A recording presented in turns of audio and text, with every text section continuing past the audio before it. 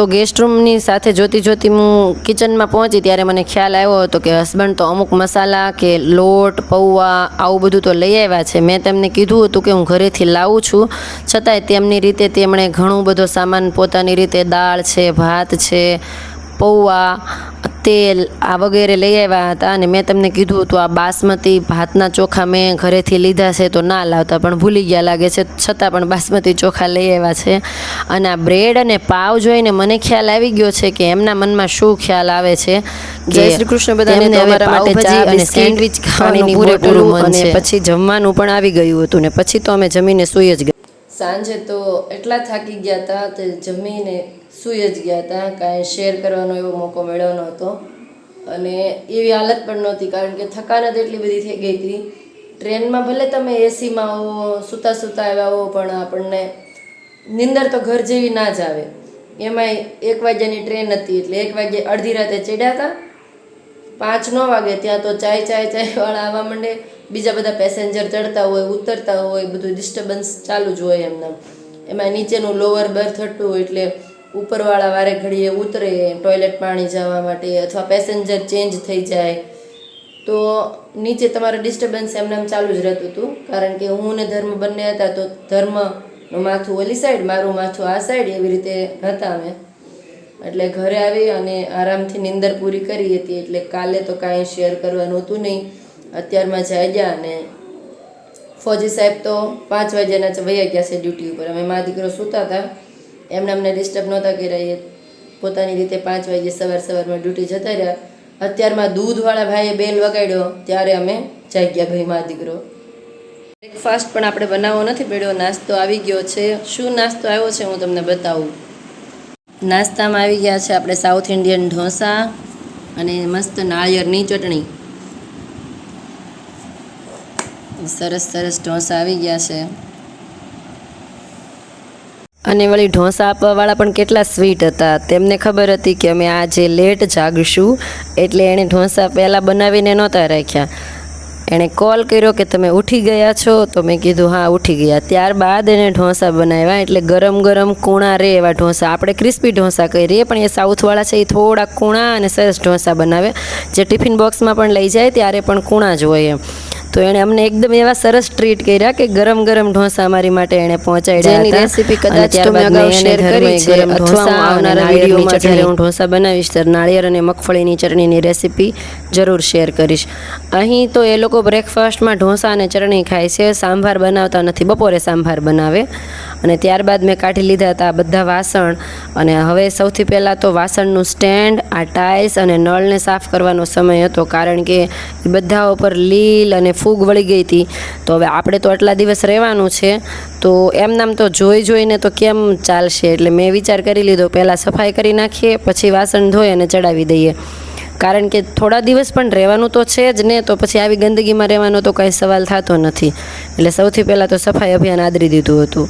Guest રૂમમાં એવું હોય કે બધા ગેસ્ટ જે કોઈ આવ્યા હોય કે 20 દિવસ 10 દિવસ 25 દિવસ રહીને ચાલ્યા જતા હોય છે, તો પોતાનું ઘર જેવું માને નહીં, જેમ તેમ સફાઈ કરી નાખે અથવા એવો ટાઈમ નહીં મળતો હોય એને જ્યારે જાય ત્યારે સાફ કરીને જાય. એટલે પાછળથી આવવાવાળાને આ બધું સાફ કરવું પડે છે મારી જેમ. અને પછી મારા ઘરે બેસવા આવી ગયા હતા સાઈ અને ચેતન. साई चेतन के सिर्फ चेतन? चेतन साई. साई तुम इधर आओ.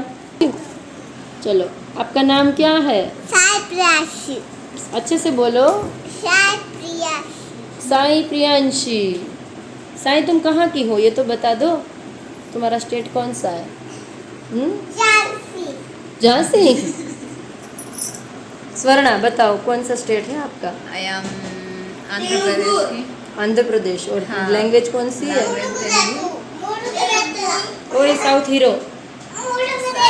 साउथ हीरो चेतन साई. નાહી ધોઈ અને રેડી થઈ ત્યાં સુધીમાં તો મારું ફ્રેન્ડ સર્કલ મને મળવા પણ આવી ગયું હતું. જુઓ અહીં પણ મારું ફ્રેન્ડ સર્કલ તો જોરદારનું છે. આપણી બેનપણીઓ બધે જ છે. તો બસ આ લોકોને મળી નાહી ધોઈ અને બધાને રવાના કર્યા હતા. પછી ફોજી સાહેબનો ફોન આવ્યો હતો કે કંઈક જવાનું છે, તો થોડી જલ્દી કરવાની હતી મારે આજે જમવાનું બનાવવામાં પણ. તો થોડું થોડું મેં ચાલુ કરી દીધું હતું તૈયારી, કારણ કે હું ખૂબ લેટ પણ હતી, બધું કામ પણ હતું અને બધા ફ્રેન્ડ પણ મળવા આવતા હતા. તો સૌથી પહેલાં તો મેં બધી સબ્જીઓને ધોઈ લીધી અને છાલ ઉતારી લીધી હતી, કારણ કે હસબન્ડ છે આગળના દિવસે પાવ લઈ આવ્યા હતા. મેં તમને આગળ વિડીયોમાં બતાવ્યા હતા, એટલે મને ખ્યાલ આવી ગયો હતો કે તેમને ઈચ્છા હતી પાવભાજી ખાવાની.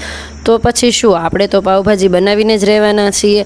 આમ પણ આટલા દિવસથી તો તેઓ આર્મી મેસનું જમતા હોય છે, તો આપણે અત્યારે ગેસ્ટ રૂમમાં આવ્યા છીએ તો તેમને ભાવતું હોય એવી વસ્તુ જમાડવાની જવાબદારી આપણી છે.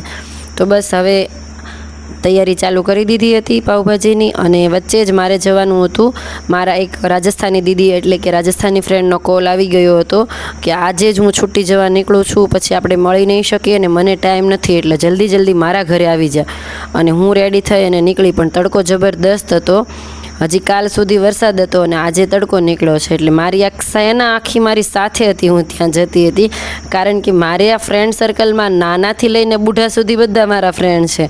એટલે બચ્ચા પાર્ટીને ખબર પડી હતી કે નીલમ આંટી આવી ગયા, એટલે તરત રમવા ઘરે આવી ગઈ હતી. ને અત્યારે આખી સેનાને લઈ અને હું રાજસ્થાની દીદીને મળવા જતી હતી, અને હું પહોંચી ગઈ હતી તેના ક્વાર્ટર ઉપર, અને તેને મળી અને સીધી હું રિટર્ન થઈ અને સીધી ઘરે જલ્દી આવતી હતી, કારણ કે હવે હસબન્ડને આવવાનો ટાઈમ પણ હતો. તેમનો ફોન પણ આવી ગયો હતો કે અમારે ક્યાંક જવાનું છે. અને તડકાના હાલ જુઓ છો, હજી કાલે વરસાદ આવ્યો છે અને આજે બળબળતો તડકો શરીરને બાળી રહ્યો છે. તો હું, ફોજી સાહેબ અને ધર્મ નીકળી ગયા હતા મેડિકલ કરાવવા માટે. જી હા, સ્વિમિંગનું મેડિકલ કરાવવા માટે, કારણ કે ધર્મને હવે સ્વિમિંગનો ચસ્કો ચડ્યો હતો.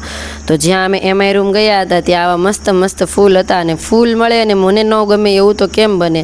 ઘરે આવ્યા મેડિકલના પેપર રાખીને સૌથી પહેલાં તો મેં ફૂલ મારા વાળમાં લગાવવાનું ચાલુ કરી દીધું હતું, કારણ કે હું તો રહી પ્રકૃતિ પ્રેમી માણસ. ગમે ત્યાં ફૂલ પ્રકૃતિને સજે તેવી વસ્તુ મળે એટલે આપણને તો મોજ પડી જાય.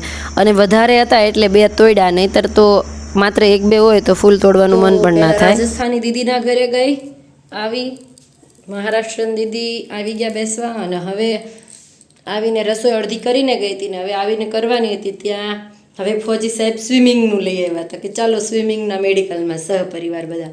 તો સ્વિમિંગને મેડિકલ કરાવીને આવ્યા. મારી કોઈ ઈચ્છા નથી આ વખતે, કારણ કે હું અગાઉ ગઈ હતી સ્વિમિંગમાં, મને આવીને માથું બહુ દુખતું સ્વિમિંગમાંથી આવીને. પણ ફોજી સાહેબનું કહેવાનું હતું કે બધાનું એક સાથે કરાવી નાખીએ, પછી તારી ઈચ્છા થઈ તો મેં કીધું ચાલો. તો મેડિકલ કરાવીને આવ્યા. હવે ફટાફટ ભાજી વઘારવાની છે, કારણ કે ભાજીની અડધી પ્રિપેરેશન તો હું કરીને ગઈ હતી, અડધી બાકી છે. ભાજી માટે તેલ ચડાવી દીધું છે, અને આપણે આમાં મસાલો પીસી લીધો છે, ડુંગળી અને લસણની કળીઓ પકાવવાનું ચાલુ કરી. અહીં નોર્થ ઇન્ડિયામાં મોટા ભાગના લોકો ખાય છે સરસોનું તેલ, એટલે કે રાયડાનું તેલ. આપણે ત્યાં સરસવનું કહીએ, સરસોનું તેલ કે ચાલો. તો આપણા ગુજરાતીઓ માટે બહુ મોટો પ્રશ્ન બની જાય કે હવે આપણે શીંગ તેલ ગોતવું ક્યાંથી, કેમ કે આપણે શીંગ તેલ ખાધેલું હોય સરસોનું તેલ તો આપણને એની સુગંધ જ ના ગમે. નોર્થ ઇન્ડિયાના હિસાબથી સરસોનું તેલ બેસ્ટ છે, કારણ કે અહીંયા ગુજરાત કરતાં થોડી ઠંડીનો માહોલ હોય વધારે, એટલે સરસોનું તેલ ગરમ હોય એટલે એ લોકો માટે બેસ્ટ. પરંતુ આપણે તો પહેલેથી શીંગ તેલ ખાધેલું હોય, મગફળીનું તેલ, તો આપણી માટે મુશ્કેલ છે. જોકે હવે અહીં પણ એટલી જ ગરમી પડવા માંડી છે ત્યાં જેટલી. તો આ માટે પંજાબ હતા ત્યારે પણ, અહીંયા હતા ત્યારે પણ અમારા ભાંગ્યાના ભેરું બની ગયા બાબા રામદેવ, કારણ કે બાબા રામદેવના જેટલા સ્ટોર છે, પતંજલિ સ્ટોર, ત્યાં તમને મગફળીનું તેલ, મૂંગફલી કા તેલ મિલ જતા હૈ. અને બાકી ઘણા ગુજરાતી ફેમિલી આમના બીજું કેન્ટીનમાંથી sunflower oil, rice brand oil, આ તે બધું ખાય, પણ યોગ્ય નથી બધું. જેથી આપણે પહેલેથી ખાધેલું છે શીંગ તેલને જો મળી રહ્યું છે તો શીંગ તેલ જ ખાઈએ. અને હું બતાવું છું બાબા રામદેવનું કેવું તેલ હોય છે, અને હું જેના ઘણા વર્ષોથી ત્યારે ખાઈ રહી હતી. અત્યારે તો હવે જ્યારે પ્રોપર ગુજરાતના આપણે રહેવા વઈએ ગયા ત્યારે તો શીંગ તેલના આપણે ઘાણીએથી જ ડબ્બા ભરાવી લઈએ છીએ, પરંતુ અહીંયા હતા ત્યારે પોસિબલ ન હોય એવું બધું. તો કમસે કમ મળી રહેતું એ બહુ મોટી વાત હતી મારા માટે. તો આવી રીતનું પતંજલિ સ્ટોરમાંથી ગ્રાઉન્ડનટ ઓઇલ એટલે કે શીંગ તેલ મળી રહેતું. આ 1 લીટરની બોટલ છે, અને આ 1 લીટરનું પાઉચ પણ છે. અને જ્યારે અમે અહીંયા પરમેનન્ટલી રહેતા ક્વાર્ટરમાં ત્યારે તો 5-5 લીટરના કેન જ લઈ આવતા, 2-3 કેન એક સાથે. તો જે બહાર રહેતા ગુજરાતીઓ છે એમને જો તેલનો પ્રશ્ન ઊભો થતો હોય તો તેઓ આસપાસના પતંજલિ સ્ટોર ઉપર જઈ અને આવી રીતનું શીંગ તેલ મેળવી શકે છે. હવે બધા શાકભાજી બફાઈ તો ગયા હતા, પરંતુ એને ક્રશ કઈ રીતે કરવા, તો મેં તો દેશી જુગાડ અપનાવ્યો. અહીંયા આવો પ્રકારનો જારો હતો, એનાથી જ બધા શાકભાજી ક્રશ કરી નાખ્યા હતા અને ભાજી વઘારાઈ ગઈ હતી ને લાસ્ટમાં આવી રીતે મેં બટર નાખી દીધું હતું. ગામડે તો હવે બટર નાખવાનું બધું ભૂલી ગયા છીએ, કારણ કે ત્યાં તો દેશી ઘી ને દેશી માખણ હોય છે. અહીં આવીને પાછા બટરવાળા બની ગયા. ખાઈ પી અને સૂઈ ગયા હતા અને ધર્મભાઈ જાગીને તરત પાપાના આર્મી શૂઝ પોતાના પગની અંદર પરોવી લીધા હતા. મેં કીધું, ભાઈ આ કેટલા કિલોના શૂઝ અને ક્યાં તારા નાના નાના પગ રહેવા દે. તો કહેતો તો નહીં હવે તો મને પણ થઈ રહે છે, હું પણ આર્મીમાં જવાનો છું. મેં કીધું ના, એક જણ આર્મીમાં બરોબર છે, હવે તું કંઈક તારું બીજું કરિયર બનાવ, પણ બચ્ચાને તો જે કરવું હોય એ જ કરવાના. અને હવે સાંજના ટાઈમે એ જ પ્રશ્ન કે શું બનાવવું. સ્ત્રીઓને ગુજરાતમાં હોય કે નોર્થ ઇન્ડિયામાં, ઉત્તર ભારતમાં હોય, પ્રશ્ન તો એ જ રહેવાનો કે હવે સાંજે બનાવવું શું. તો બપોરે તો એકદમ હેવી પાવભાજીનું ભોજન થઈ ગયું હતું, એટલે સાંજે હળવો બટેટા પૌવાનો નાસ્તો કે ભોજન જે કાંઈ ગણી શકાય એ વિચાર્યું કે સાંજના વાળુમાં બટેટા પૌવા બનાવવામાં આવે. અને મમ્મીએ આપેલા બધા મસાલા છે મેં આવા મસાલા બોક્સમાં લગાવી દીધા હતા અને સાંજે એકદમ હળવો બટેટા પૌવાનો નાસ્તો બનાવ્યો હતો અને ખાઈ પી અને અમે લોકો સૂઈ ગયા હતા. જય શ્રી કૃષ્ણ, જય દ્વારકાધીશ.